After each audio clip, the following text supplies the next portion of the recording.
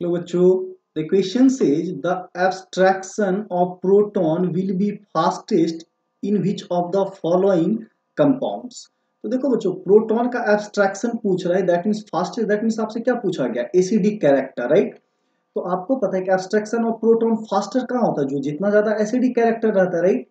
तो that means हम क्या बोल सकते हैं कि abstraction abstraction of proton, proton क्या होगा बच्चों, directly proportional to acidic strength के, या डायरेक्टली प्रोपोर्शनल टू हम लोग क्या बोल सकते हैं, एसिडिटी, राइट। तो डायरेक्टली प्रोपोर्शनल टू क्या हो जाएगा, एसिडिटी के। तो देखो बच्चों सबसे पहले हम ना सारे हाइड्रोजन को हटा के देखते हैं। तो ये आपका कंपाउंड क्या दिया हुआ है, सबसे पहले हम लोग एक्स को हटाते हैं। तो सबसे पहले हम लोग किसके लिए देखेंगे, तो फॉर एक्स, राइट। किसके लिए, तो एक्स के लिए। तो देखो बच्चों जब हम x के लिए हटाएंगे तो ये क्या हो जाएगा, CH2 माइनस, क्या हो जाएगा, CH2 माइनस। और देखो बच्चों ये सिंगल बॉन्ड है, राइट। यहाँ पे आपको एक डबल बॉन्ड दिख रहा है, तो इसको हम लोग ड्रॉ कर लेते हैं। और फिर इस पोजीशन पे क्या है, तो carbon double bond oxygen connected है, और यहाँ से कनेक्टेड क्या है, तो आपका CH3। तो देखो बच्चों इसमें होगा क्या, ये निगेटिव चार्ज आगे मूव करेगा, जिसकी वजह से ये पाई बॉन्ड क्या होगा, अगले पोजीशन पे शिफ्ट करेगा, और ये पाई बॉन्ड क्या हो जाएगा, फ्री हो जाएगा।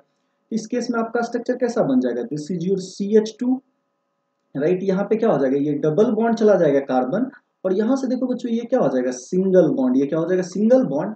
और यहाँ पे फिर से क्या आ जाएगा, अल्टरनेट पोजीशन पे डबल बॉन्ड, और सिंगल बॉन्ड जो यहाँ कनेक्टेड ऑक्सीजन है इस पे क्या आ गया, माइनस चार्ज, और इधर क्या हो गया, CH3 ग्रुप, राइट। तो आपको इस तरह का स्ट्रक्चर मिलेगा। सिमिलरली अगर हम दूसरा किसके लिए चेक करें, Y और Z के लिए, तो इस केस में आपका स्ट्रक्चर क्या हो जाएगा, दिस इज योर CH3। अगर मान लो Y से हटा देते हैं तो यहाँ पे आपका क्या है, डबल बॉन्ड है, राइट।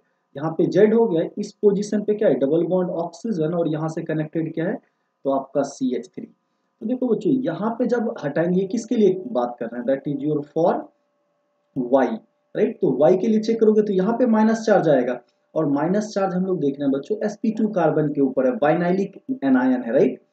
तो यहाँ पे क्या होगा कि इस निगेटिव चार्ज का मूवमेंट क्या होगा, रेस्ट्रिक्टेड होगा, sp उतना ज्यादा ये आसानी से क्या, अल्टरनेट पोजीशन पे ही पाई बॉन्ड है, ये इसको स्टेबलाइज कर पाएगा और रेजोनेंस में कम इफेक्ट शो करेगा। देखो बच्चों रेजोनेंस यहाँ पे भी होगा, यहाँ पे ये बॉन्ड आगे मूव करेगा, और ये पाई बॉन्ड क्या होगा, इधर खुल जाएगा।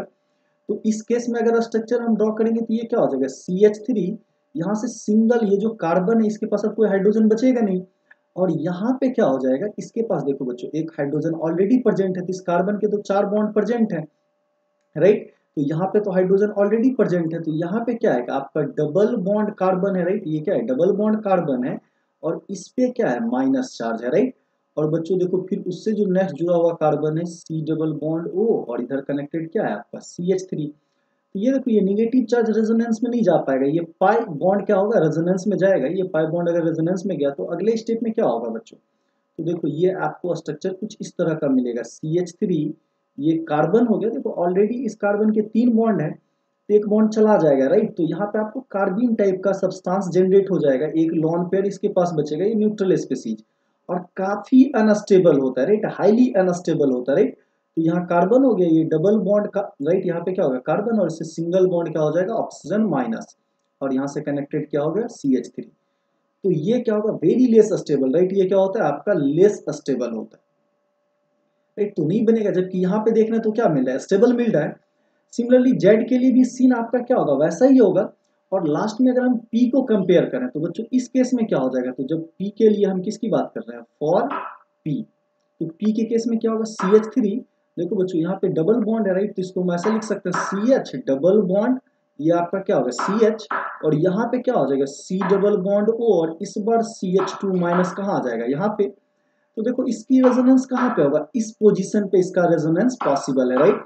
ये निगेटिव चार्ज का रेजोनेंस इधर नहीं हो पाएगा, राइट। तो बहुत ही कम रेजोनेंस पी में भी देखने को मिल रहा है। और जेड के लिए भी आपका बच्चों क्या होगा, सेम सीन होगा। अगर हम तीसरा कंडीशन फॉर जेड के लिए भी आपको ड्रॉ ही कर लेते हैं, फॉर जेड, तो इस केस में क्या हो जाएगा, तो बच्चों this is your CH3, this is your CH double bond, यहाँ पे क्या आ जाएगा C, और यहाँ का हाइड्रोजन हमने क्या किया, हटा लिया है, राइट। तो इस CH को हम लोग क्या करते हैं, इस H को हटा लेते हैं यहाँ से। इस पे क्या आ गया आपको बच्चों, माइनस चार्ज, और इससे कनेक्टेड क्या है, तो C डबल बॉन्ड O, और इससे कनेक्टेड क्या है, तो CH3। तो देखो बच्चों इस नेगेटिव चार्ज का रेजोनेंस सिर्फ क्या हो पाएगा, इस ऑक्सीजन के साथ इस पाई बॉन्ड पे, ये इधर मूव करेगा और यहाँ से पाई बॉन्ड क्या होगा, खुल जाएगा। तो इस केस में इसका स्ट्रक्चर कैसा बन जाएगा बच्चों, देखो CH3 CH, ये तो डबल बॉन्ड ऑलरेडी इस कार्बन से था, इस कार्बन के बीच में एक डबल बॉन्ड और एग्जिस्ट कर जाएगा, राइट। तो ये जो कार्बन है ये डबल बॉन्डेड कार्बन, और इससे क्या हो जाएगा सिंगल बॉन्ड माइनस, और इससे कनेक्टेड क्या होगा CH3, राइट। तो देख लो बच्चों यहाँ पे रेजोनेंस क्या है, बहुत ही कम देखने को मिल रहा है। तो सबसे ज्यादा रेजोनेंस स्टेबलाइज कहाँ मिला, in case of x, right. देखो अल्टरनेट पोजीशन पे पाई बॉन्ड भी है, यहाँ नेगेटिव चार्ज भी है। तो एक कंजुगेटेड रेजोनेंस या एक्सटेंडेड रेजोनेंस आपको देखने को मिल रहा है। तो करेक्ट ऑप्शन कौन सा हो जाएगा आपका, option A, that is your x. So I hope you all guys understand it well. Thank you and stay tuned.